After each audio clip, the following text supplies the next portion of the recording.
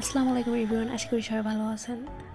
তো শুক্রবারের দিন বাসায় বসে থেকে থেকে বোরিং ফিল করতেছিলাম। তো এরপর রেজা বললো চলো ঘুরে আসি বাণিজ্য মেলা থেকে, কাছেই।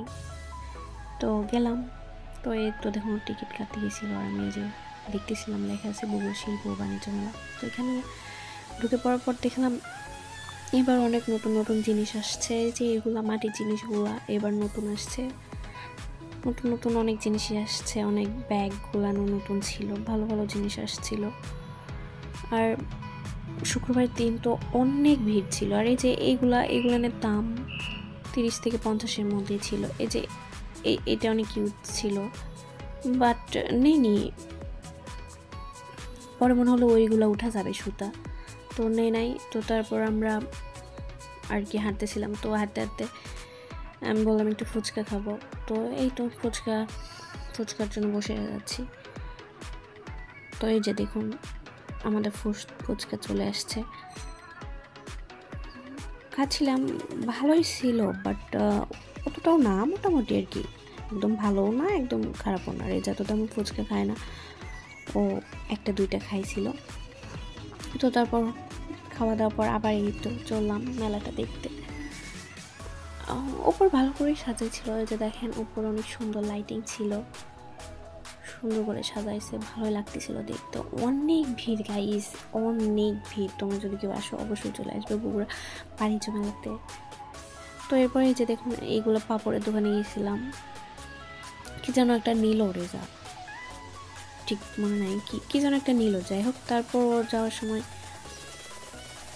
বলতেছে আচার খাবা? তো আমি বললাম না।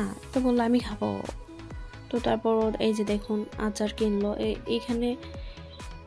এখানে আচারের দামগুলো একটু বেশি ছিল মনে হয়, অন্য জায়গায় খাইছি বাট এতটাও বেশি না। এই জায়গায় বললো যে 100 গ্রাম আচারের দাম 100 টাকা।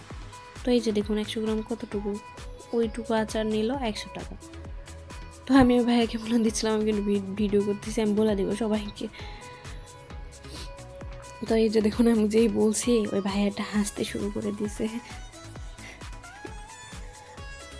তো এরপর আমরা চলে আসতেই দেখি এইখানে একটা ছোট্ট আপু এই যে বেলুন বিক্রি করতেছে। তো আমাদের দেখে ডাকতেছে, বলছে ভাইয়া নেন গো, তাই বলতেছে, অনেক মায়া করে ডাকতেছিল। তো দেখে আমাদের অনেক মায়া লাগছে, আমরা একটা কিনে নিলাম।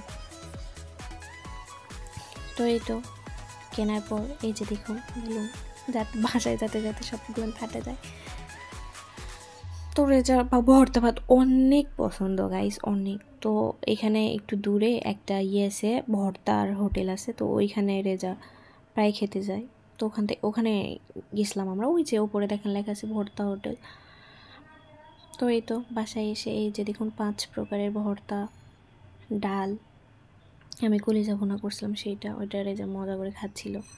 তো এখানে ব্লগটা শেষ করলাম। সবাই ভালো থাকবেন গাইস, আর সবাই হ্যাঁ আমাদের নতুন চ্যানেল, সবাই সাবস্ক্রাইব করবেন, লাইক কমেন্ট শেয়ার করবেন, সবাই দোয়া করবেন।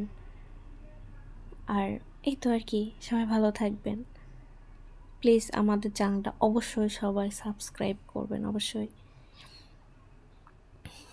তো সবাই ভালো থাকবেন গাইস, এখানেই শেষ করলাম। আসসালামু আলাইকুম, আল্লাহ হাফেজ।